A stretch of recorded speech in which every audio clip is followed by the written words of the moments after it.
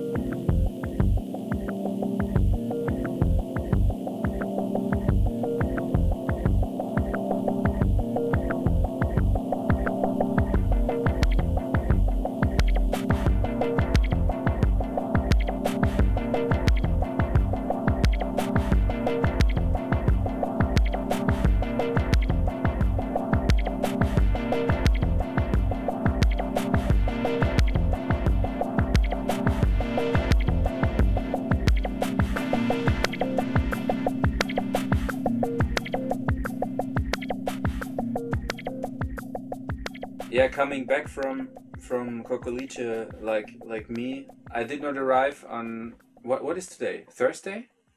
No, Friday. Then it was 3 days ago.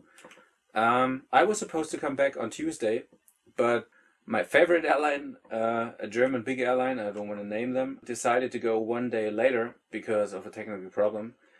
In any case, even it was even 1 day later as planned, it's still in 13 hours flight from Buenos Aires to Frankfurt, and then the 30 minutes from Frankfurt to Munich even feel like you could walk them after spending 13 hours in an airplane. And also if you go there, of course, it's 13 hours. And sometimes I ask myself, especially when it's a travel with such a duration, are you fucking crazy? Because you spend like 13 hours in an airplane together with like 300 other people just to play a set of maybe 4 or 5 hours. Luckily at Kokolice, because sometimes on festivals you only play like 1.5 or 2 hours.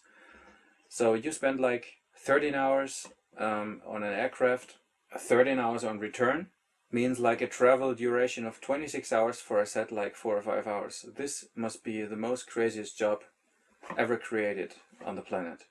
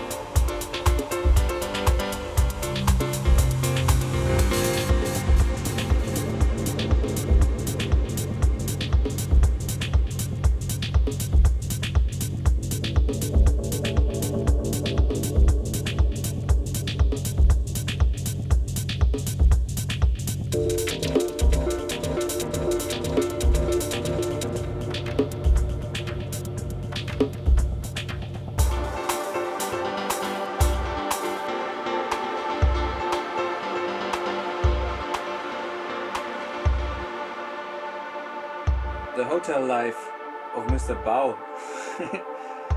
Yeah, probably I can tell a lot of stories, and I experienced that sometimes, especially my agents, received some kind of, well, how can I describe it? Some feedback on my demands when it comes to hotels, because I told my agents to ask for two things in hotels, and this is the first thing: it should have a carpet, and the second thing is you should be able to darken the room. And maybe, yeah, the second thing probably you will understand without an explanation, because when you return to the hotel room at 6 o'clock in the morning and the sun comes up, you know, it's not very funny to try to get some sleep.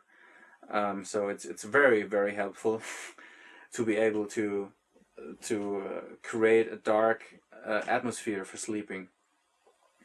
But I also really kind of insist, meanwhile, on having a carpet in the room and in the hotel generally. And normally on the hotels, also like last weekend when I was in Buenos Aires, I was lucky to stay in a hotel like this. Carpets leave a much more quiet atmosphere in the hotel.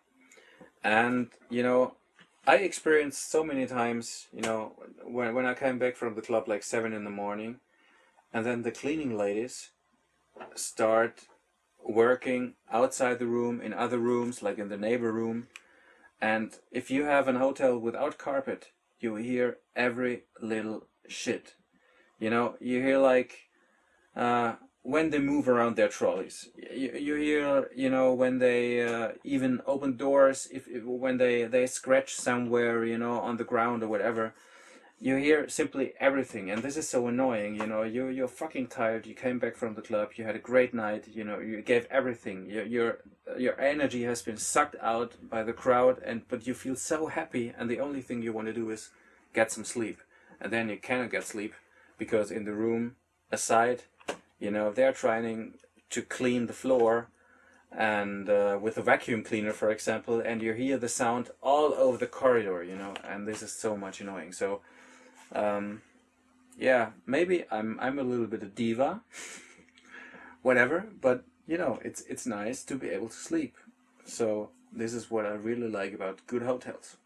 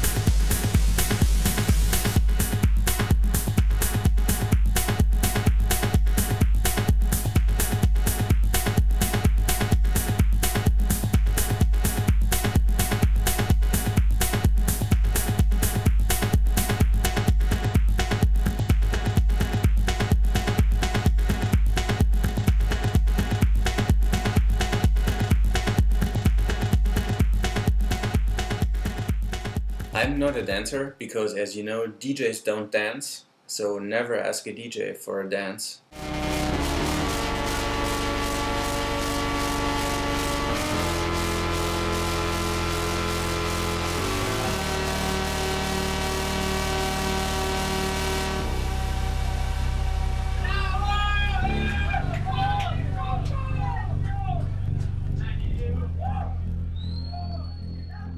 And I wouldn't say that we all DJs could call it dancing what we do behind the mixer. It's kind of moving to the music, but it's not like dancing, you know. And I have to admit that I never had any dancing lessons, so I'm not really trained on dancing. And tango, which is a kind of really Argentinian thing, I think it was kind of created here in Argentina. It's not that easy to dance, and it's a very melancholic way of dancing. There also here in Buenos Aires you can you can see or you can hear things about tango in every corner.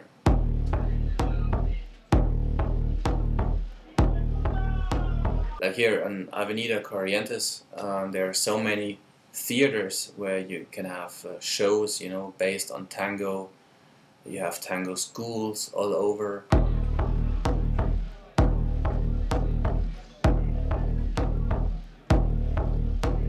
I think tango definitely is the most important musical expert Argentina has to offer. When the chill of earth like breasted is uplifted at the glance of the red suddenly expressed by the forest blossoms dance, where the light disturbs the lusters of the dawn and with the bloom of the wind's cheek as it clusters from the hidden valley's gloom. I think it's a perfect definition of the people of this country, because it's all about passion, it's all about total dedication, it's very emotional and a very intense and pure thing. I walk in woodland spaces, musing on the solemn ways of immemorial places shut behind the starry rays of the east in all its splendor, of the west in all its peace, and the stubborn nights grow tender, and the heart sounds hush and cease.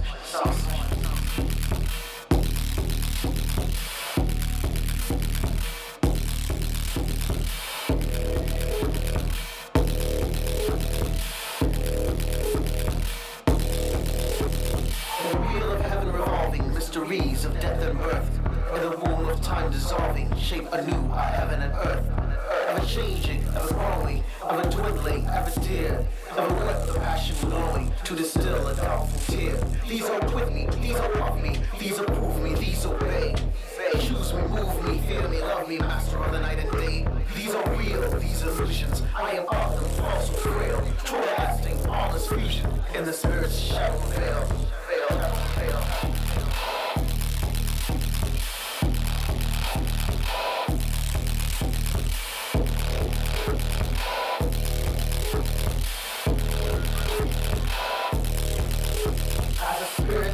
Vision shows a countenance and fear. That's the lure to the vision, only comes to disappear.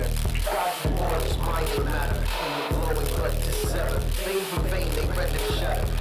Nothingness forever. In the blessed, being enlightened, perfect eyes, these visions pass. Pass and cease foreshadows. As a DJ, I mean, the name itself, disc jockey, even though, you know, I'm using all the computers and stuff, means you're juggling around with elements of songs and of tracks, and you combine them and you mix them in a way so that something new is created. I mean, this is something you heard like a million times before, but it's the truth. So you have small elements and you stick it together, and you only do it once. The way you do it on a one certain night is definitely unique, because you will never do it again the same way like you did it. Every night is unique and special. It's there's no repeating. I mean, there may be some DJs, you know, who play the same set like 4 weeks and they play it out everywhere they come to, but this is not not an art then. The artistic thing about it is to have a kind of limited library of music, and you you use this library to different crowds all over the planet every weekend. And if you're good into, if you're good in using those tools and those music and those tracks, you will have a great atmosphere with people, and you will be able to draw different paintings with the same colors you have with you all the time. And so definitely it's an artistic approach to music.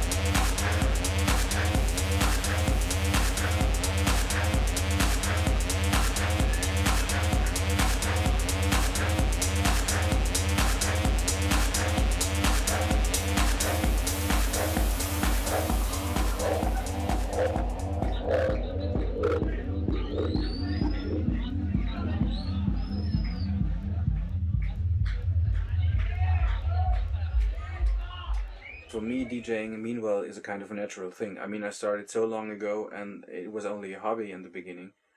And it happened by accident that I started DJing, actually, because that was a friend who asked me some years, quite a lot of years ago, if I could play records on his party, because it was more like a school party, and he decided that he needs a DJ beside the band he booked, and he had no clue who to ask. So he remembered, wow, Alex is the guy with the most records at home. So I grabbed a box of records, like 100 records, what I thought, could be useful for the party. I went there, and you know what? I got money for it. So on the next day, I was able to go to the record shop and give away those, I think it was 50 marks, if I remember right, 50 Deutsche Marks, the old currency in Germany. And I was able to go to the record shop and buy new records. This was fantastic, because, I got some money for what I really love, and that was music. And then I was able to invest the money back into music. And so actually, there was not a big change. Of course, I mean, the clubs and the events and the parties I play on are different, and also one big difference is that I'm not playing mixed or crossover music anymore. I'm playing also only, of course, electronic music, techno, how I expect techno to be, a lot of bass, a lot of nice stuff, and I like the feeling when you're in the club. And this is something I need for my DJing, to feel the bass. It's not only about hearing the highs and the mids, or hearing the bass and the kick drum. You need to feel it. This is such a unique feeling you have, and this is what I want to create with my tracks and with my style of DJing I do. Always a lot of bass. For some people it's too much. For me it's never enough bass. And this is one part of my philosophy, to have a proper sound and a proper sound system with a lot of bass. And the other thing is, I want to create ups and downs.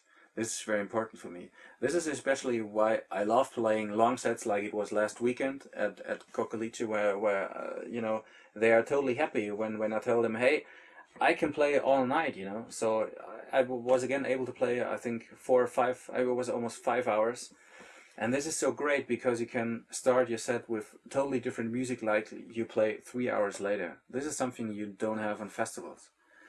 And so I would maybe say that in this respect, I'm more a club DJ as a festival DJ. Because, of course, when playing on festivals, you have like 1.5 hours. You know exactly what you want to do. And in the club, the philosophy is very much like, you see how the interaction of the people is, and you react on this. So it's like giving something, receiving something, giving something is like a constant feedback process. And this is a very nice thing. That's what I really love about clubs. The people stand in front of you, like in Kokolice, you can even touch them, you know? And you do your job and you get immediate response. And the only thing which is kind of strange sometimes, especially on the festival, there's one thing I always think about when it comes to festivals, because I made the experience on some festivals. There is a group of people who is really partying, who is really dancing, going crazy, going wild, and then you have the other group of people who's just standing there like they're watching a movie. And I always ask myself, why you are here on the dance floor? I mean, you know, to me it appears like some people don't understand that the party is not me. You know, you can compare it in a way like the whole party is a movie, and the people on the dance floor, they are the main actors, and the only thing I do is to deliver the soundtrack.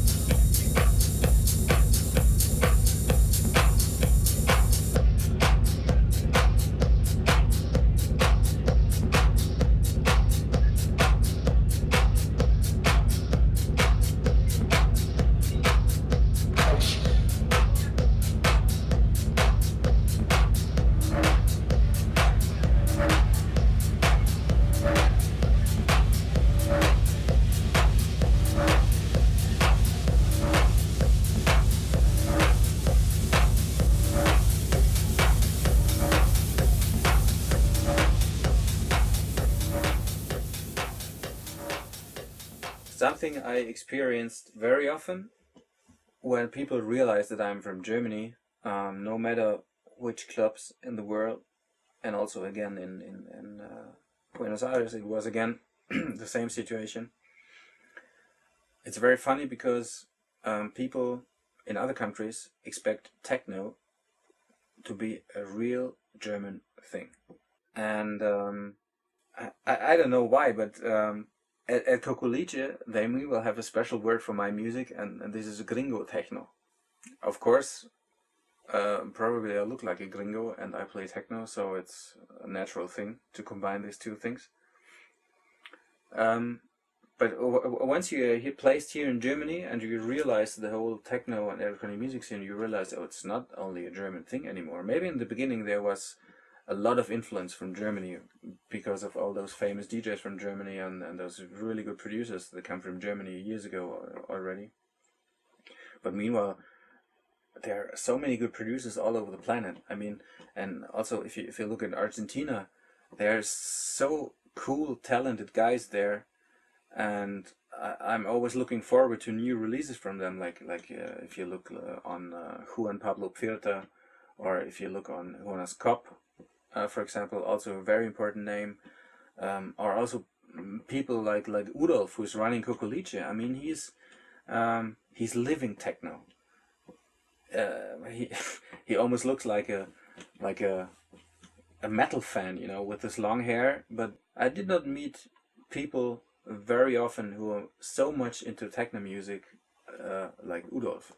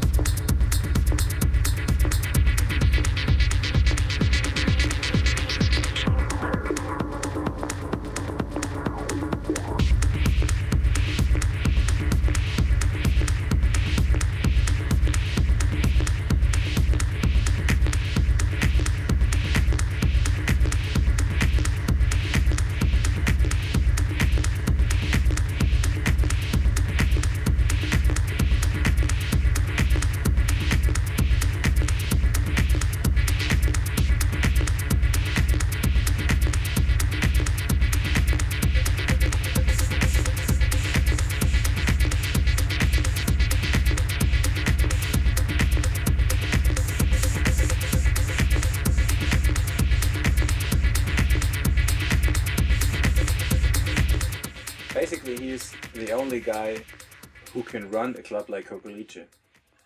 Kokolice would not be the same without Udolf, that's for sure. When you meet him, you understand that people come to Kokolice, of course, because of the club, and they love it. You know, I mean, Kokolice, they had everybody playing there. They had people like Sven Fett playing there, and all those really big names, because they simply go there because they love it. And the guy who is kind of transporting this or sending out the message to the people, what is so special about Kokolice is Udolf. Not only because the way he looks like, but also his attitude and his pure focus on techno music. And I remember when I met him for the first time, I received an information from my agent telling me, oh wow, this is so difficult with Udolf, you know, he's not responding, you know, on emails and stuff, and I just thought, yeah, well, it's Latin America. And then I met him in Buenos Aires at the airport when he picked me up for the first time, and it was, if I remember right, it was Friday morning, and I was supposed to play at Kokolice on Friday night. And he made it to the airport on time. That's not very common in South America sometimes. So he was there with a couple of friends, and it was such a warm welcome. It was incredible. Sometimes you meet people in your life and you see them, and after 2 minutes it's clear, you know, it's the same wavelength. And even though, you know, he looks totally different to me, but it was clear this will be a good night. It will be really an amazing party. And when I returned there, it felt more like meeting a friend. But I just saw him 2 times only, you know. One time last year in 2010 when I played my premiere gig at Kokolice, and now again last weekend. So I only met him 2 times a year, of course, emailing and stuff, but it's very funny. And I think what connects us is this pure focus on music. We're not so keen on, you know, being the superstar DJ or whatever. It's more like, yeah, he loves music, he loves the same style of music, he loves bass, he loves pure underground techno. And this is how he lives and how he performs. And this makes him very special. Total dedication to underground electronic dance music, and this is also why he's running Kokolice, I think.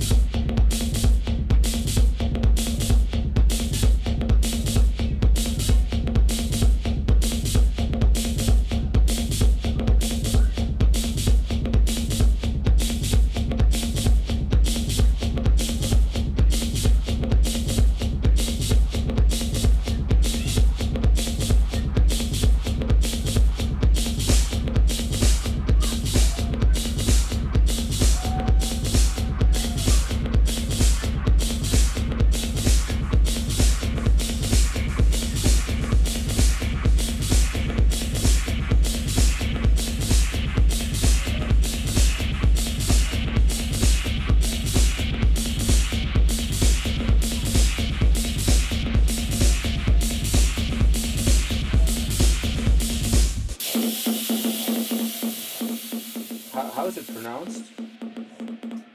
Coccolice is Italian, I think, right? I think it is Italian. And Coccolice was the exodus of the Italian people back in...